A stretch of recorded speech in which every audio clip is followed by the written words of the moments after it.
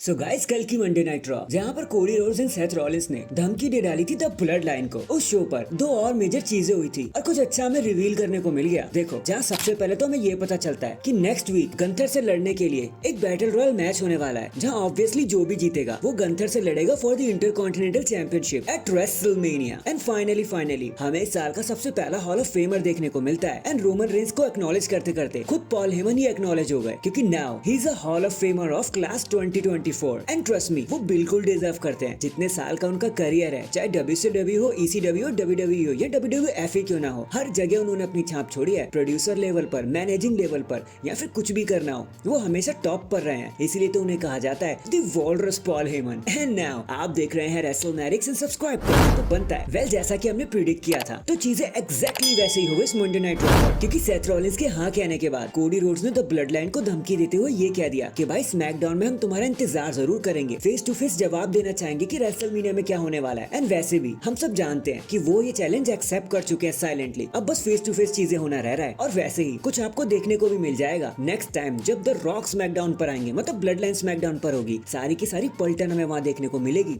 And imagine for a second the rock, Roman Reigns, Cody Rhodes, solo Sikoa, Paul Heyman, Jimmy Uso, Seth Rollins same ring and same time पर। सोच कर ही goosebumps आ रहे हैं भैया मुझे तो। Now I can say कि WrestleMania का सीजन पूरे फायर पर आ चुका है। अब हमें आतिशबाजियां यहाँ से देखने को मिल जाएंगी। इसके बाद पॉल हेमन के इंडक्ट होते ही सारा रेसलिंग यूनिवर्स हरकत में आ गया। Z Kargil, CM punk, even the game triple H ने पोस्ट करते हुए अपना प्यारा रिस्पेक्ट जताया पॉल हेमन को लेकर। वैसे भी अगर आपने ध्यान दिया होगा और ध्यान से सोचोगे तो आपको पता चलेगा कि पॉल हेमन सबसे लकीएस्ट हॉल ऑफ फेमर है। मैं बताता हूँ कैसे। ECW का रियल होम फिलाडेल्फिया हुआ करता था। पॉल हेमन को ECW का फादर कहा जाता है। एंड इस ईयर जब वो इंडक्ट हुए हैं ना, तो वो उसी फिलाडेल्फिया सिटी के लिए इंडक्ट हुए हैं, क्योंकि रेसलमेनिया फिलाडेल्फिया में होने वाला है, जहां पॉल हेमन ने पहली बार WWE इंडस्ट्री में कदम रखा था, रेसलिंग इंडस्ट्री में कदम रखा था। तो पॉल हेमन के लिए तो मानो ऐसा कुछ हो गया कि पूरा सर्कल ही कंप्लीट हो गया उनके लिए।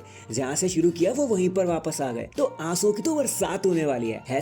#Congratulations Paul Heyman. In the and Paul Heyman is not the only one जिनका फुल सर्कल कंप्लीट हो गया, क्योंकि after 40 long years WWE hall of famer sting ने फाइनली अपने लास्ट मैच को डिलीवर कर दिया है। और अभी हाल ही में AEW रेवोल्यूशन में उन्होंने अपना लास्ट मैच को लड़ा, जो था एक tag team match for the tag team championships, Sting and Darby Allin versus the Young Bucks, जहां ऑब्वियसली स्टिंग तो जीत गए, लेकिन मैच के बाद उन्होंने सारी ऑडियंस का शुक्रिया किया। वो काफी इमोशनल हो गए थे। टोनी शिवानी, टोनी खान, सबका शुक्रिया किया उन्होंने बाहों में भर भर के, और अपने पहले मैच को भी याद किया जो उन्होंने रिक फ्लेयर के साथ लड़ा था। और यहाँ तक कि Michael Cole and PAT McAfee ने WWE रॉ के दौरान थैंक्स स्टिंग के चैंट्स भी किए। उन्होंने स्टिंग को याद किया और उस हर चीज के लिए शुक्रिया बोला जो रेसलिंग इंडस्ट्री के लिए स्टिंग ने किया है। अब स्टिंग एटलीस्ट इतने बड़े तो रेसलर है कि उनको पूरी दुनिया में पूछा जाता है, फिर चाहे वो AEW में चले जाए, चाहे TNA में, चाहे WWE में, हर जगह उनकी पूछ होती है। And trust me, he definitely deserve it. So that is it guys. अभी के लिए तो देखो बस इतना ही। आप मुझे बताना आपको क्या देखकर ज्यादा अच्छा लगा, स्टिंग का रिटायरमेंट या फिर पॉल हेमन का हॉल ऑफ फेम में आ जाना। कमेंट करके जरूर बताना। एंड चैनल पर नया है तो चैनल को जल्दी से लाइक एंड सब्सक्राइब कर दो। बाकी मैं मिलता हूँ आपसे किसी और अपडेट के साथ। तब तक के लिए अपना ख्याल रखें